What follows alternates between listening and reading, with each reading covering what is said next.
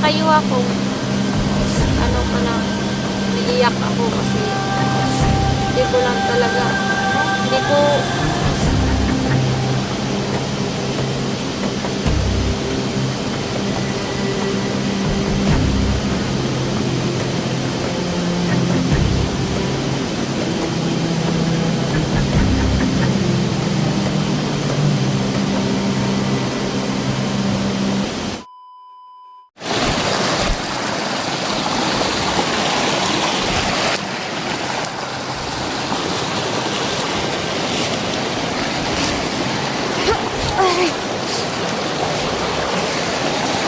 ayun, sobrang layo na nang narating ko.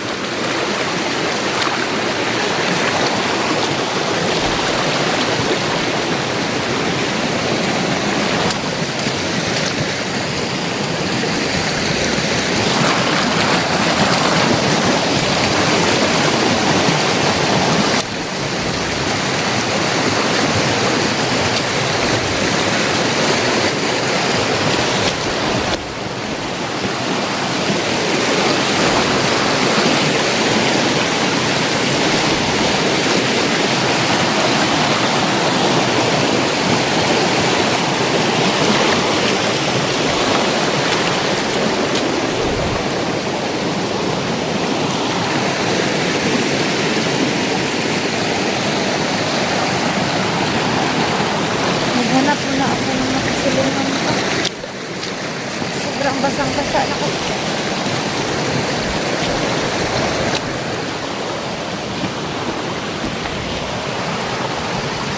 Dito muna ako.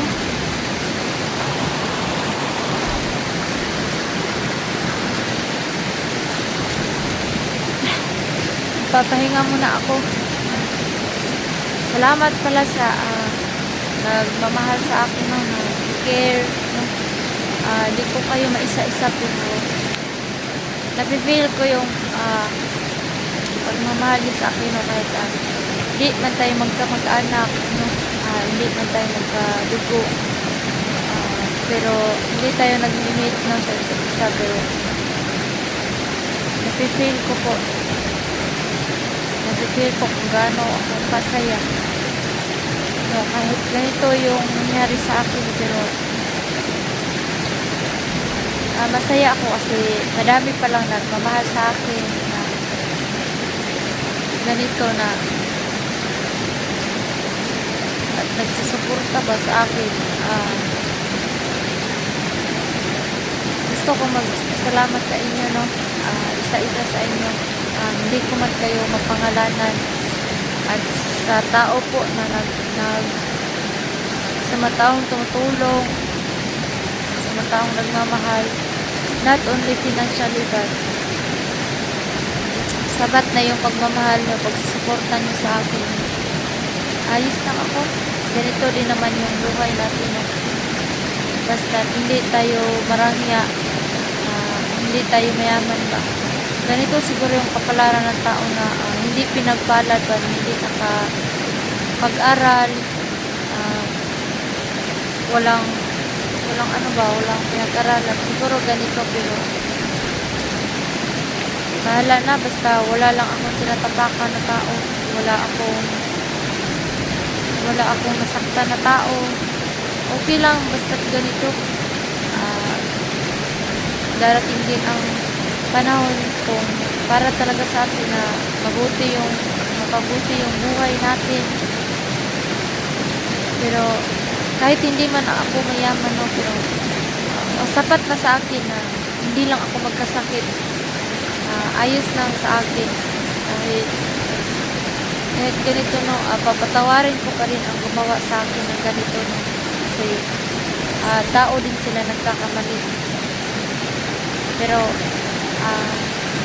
sa ngayon kailangan ko palang makalabas no, kaya nga ako dito, nagantay ako sa mga kasamahan ko kasi nagchat-chat sobrang basang-basa pa. Tignan nyo yung buhok ko, sobrang basa kasi sobrang lakas ng ulan dito. Parang, ano ba, dito ako, oh.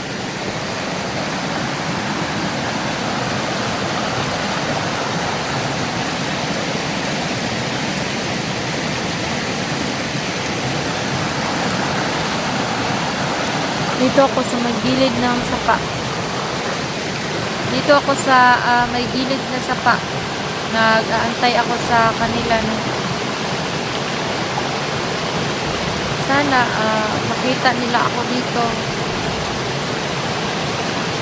Kasi gusto ko nang umuwi. Gusto ko mapahinga yung katawan ko.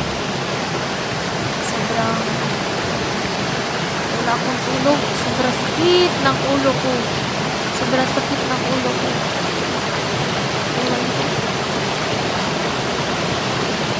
Kasi siguro sa wala akong kain.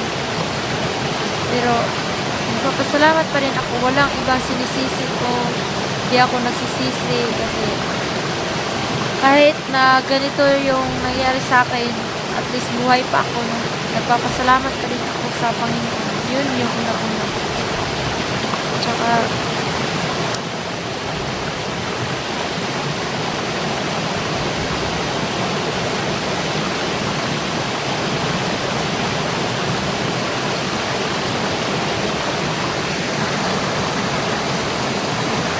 na ako magtatagal, maglakad na ako. Baka matuntun pa ako. Ayan, sobrang layo na ng nalakbayan ko. Diyan ako kagabi yung kahoy na yan, oh. Diyan ako kagabi yung kahoy na yan, yung malaki. Diyan ako natutulog hanggang nag-umaga yung ulan. Diyan ako. Hindi ako umalis kasi nag-aantay ako sa kanila. Ngayong umaga, tanghali na pala, alas 2 na pala, no. Hindi pa rin sila umaabot. Pero ano na lang ako, maglakad na lang ako kasi baka makita ako ba. Baka makita ako, tsaka wala pa naman akong panglaban. May bato na may bato na makikita ko.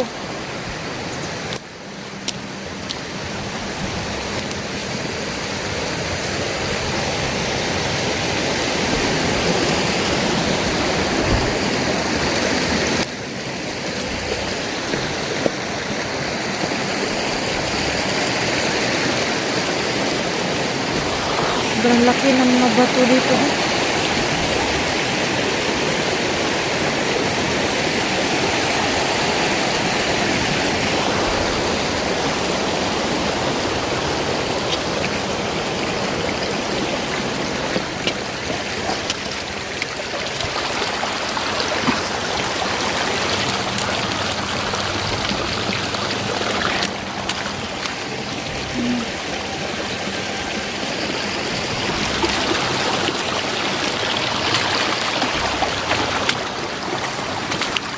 Kahit ganito yung buhay, nagpapasalamat pa din ako sa inyo. Hindi nyo ako iniwan. Madami nagsusuporta, nagmamahal sa akin. Aray, hala. Parang may bahay. Nakita nyo ba? Parang may bahay. Ano pa dito? Oh, ang daming ano. Aray. Ay, bakang lalim ito dito.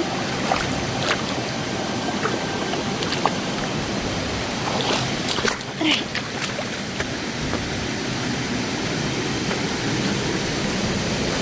Dito na lang ako sa may bato.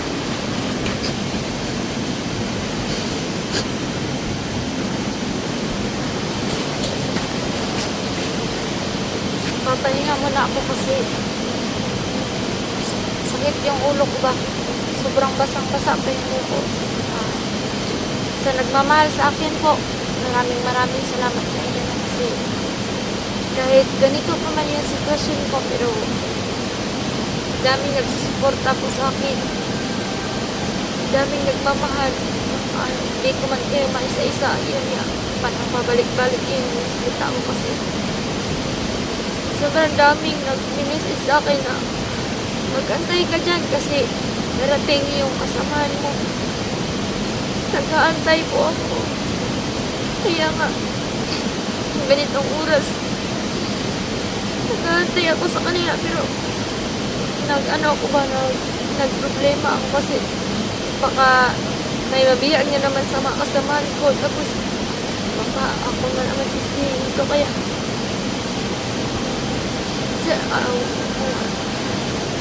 iwan ko, hindi ko makapagsalita.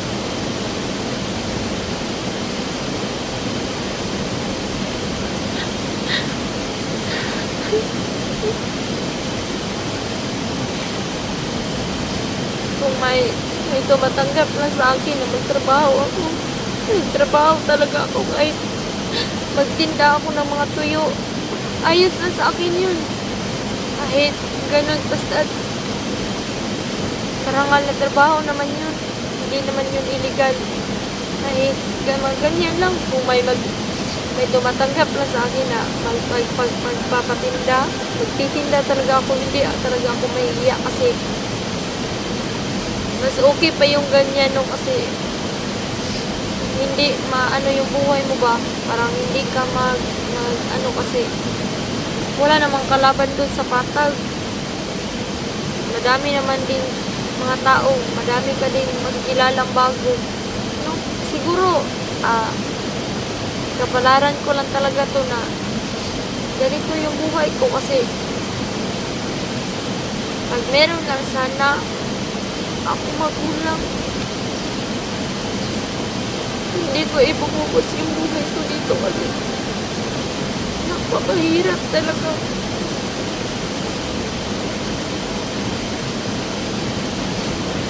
Lalo na yung nagpasakit ako, walang umalalay sa akin. Wala. Sobrang hirap talaga. Okay na sa akin. Sana yung kahit wala akong pera. Basta meron lang sa akin. Meron lang mama ko. Ganyan, papa ko. Ganyan. Okay na sa akin. Iba talaga pagmamahal. Yung magulang ba, yung ma-experience mo lang sana na merong magmamahal sa'yo. Lalo ba, may magpapaaral sa'yo. Yung ganyan ba, yung bigyan ka ng magandang, hindi yung mayaman ba, hindi ganyan. Yung bigyan ka ng, na mag-aral ka anak, mamahalin kita, kahit yung ganyan.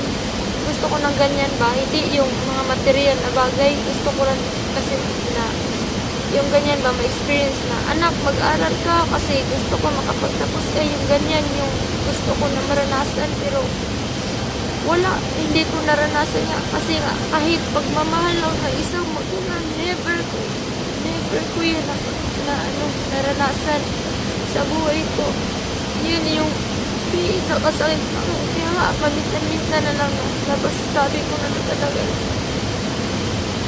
napakaswerte talaga ng mga bata na merong mga magulang nagmamahal, nag-aalaga sa kanila pero inaabuso nila. Pero ako nga tumitingin sa kanila, ang saya nila kapag may magulang talaga nagmamahal, nagpapaaral, susuportahan ka sa mga gusto nila. Kaya siguro ganito lang talaga yung buhay ko. Dito lang talaga umiikot yung buhay ko kasi sino ba naman tayo na tutulungan tayo? Sino ba na mag-aampun sa atin na hindi naman tayo anak ng ba? Madami din naman dyan, no? Kaya ayos na sa akin, meron naman kayo, magmamahal kayo sa akin. Magpasalamat ako sa inyo. Kahit hindi ko man kayo mahawakan, no? Pero galing sa puso ko, nagmamahal ako sa inyo. Totoo. Uulan na naman. Uulan. Pasensya na kayo kung parang maiiyak ako ba kapag magkwento ako sa inyo kasi yun ba, parang hindi ko lang kasi maramdaman kasi parang sakit yung dibdib ko ba, parang hindi ako makahinga, parang masikip yung dibdib ko ba, kaya yun, parang baka masabi sa'yo na mag-iyak-iyak ka na gusto ko kasi na dito na lang ako kasi wala din naman akong mapagkwentuhan, wala din naman akong kasama, wala din naman akong wala akong dito, yung mapagsabihan yung nararamdaman ko. Sobrang bigat na. Dinidibdib ko lang kasi pag ako lang, umiiyak naman ako. Umiiyak ako gabi-gabi kasi yun, matanong ko sa sarili ko, kailan pa kaya ako, ano ba, maka-experience ng mga ganyan. Yung sabi ko sa inyo. Kaya nga, pasensya na kayo kung ano pa lang, umiiyak ako kasi hindi ko lang talaga, hindi ko,